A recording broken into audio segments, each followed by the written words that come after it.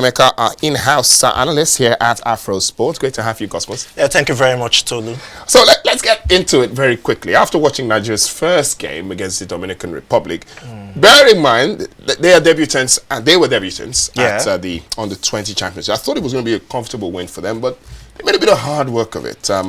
Obviously, I thought Brazil were the toughest team in the group. Italy ended up beating them, meeting those Italians. Probably something special. Yeah. What did you make from that first game, going into the second game against Italy? How do you think they're going to perform? Football is no longer for me. It was adjusted, basically. And, Dominican Republic, with the way they qualified and they had to take through to the qualification for the Under-20 World Cup, it showed that they were very determined. They scored the first goal before Nigeria had to rally back to win by 2-1. In fact, the second goal for Nigeria in the second half was for Suchios, as far as I'm concerned. So it was a very difficult game, especially in the first half, and of course going into the final third to score. It was a very difficult one for the Ladamboso side, but I've always known Ladamboso side, they play high pressing football. They try as much as possible to go at you.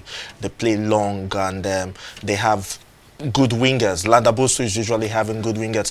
Remember the time I can remember the World Cup, at the Under-20 World Cup at Chile 2007.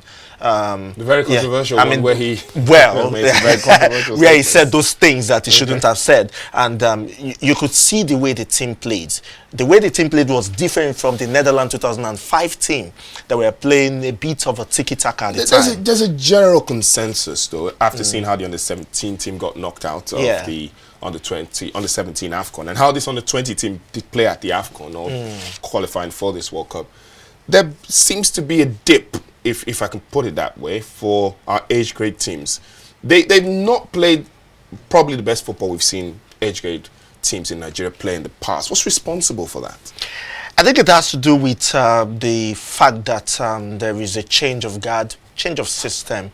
It's systemic, and if you say age grade teams, so I started watching Japan '93 on the 17 World Cup, and the way they played, the way the Fani Amu team played was different from the way the Ecuador 1995 team played. I'm talking about under 17 now. Now, so different coach with different perspective.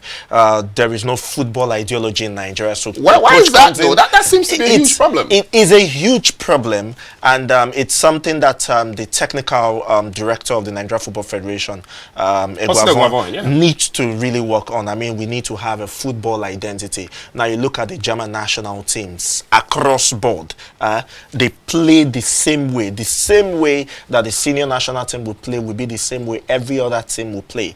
But then you have Aninduka Ogbade, who likes to hold the ball, pass the ball around, play beautiful football, and you have a Ladamboso who feels I need to be conservative and catch them with a counter. So it's a different idea, and then some will tell you that okay, Ladamboso has been successful, he has qualified for the World Cup. I mean, this is his second time qualifying for the World Cup that way. So you would say, okay, that is how I want to play, and yeah, it has its specs too, but then there should be an ideology. So going forward, though, they've obviously played the weakest team in the group in the first game. Yeah, the weakest team. Won the game by 2-1. Now they've got the small matter of Italy and Brazil. Yeah.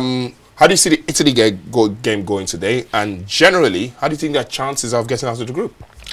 Okay, so I would say the chances is an undergraduate competition, and I would say the chances are basically 50-50. They need to do what they need to do to ensure that they win. I mean, Italy, you saw Italy against Brazil. A lot of people were saying that, okay, Brazil was supposed to be the best team, maybe because of the antecedent. But then this Brazilian side qualified for this World Cup very, very fortunately. It wasn't as if they were one of the best sides in South America. You understand? And of course, Italy qualified for the World Cup well.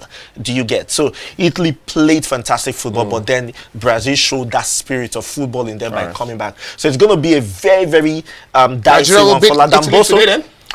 Let's see how it goes. I wish Nigeria beats Italy, but then we're going to see good football today, especially from the Italians. You're very good at sitting on the fence, though. Thank you very much for coming through. Thank you very much. Cosmos, the game between Nigeria and Italy is set to take place tonight at 7 p.m. Nigeria time.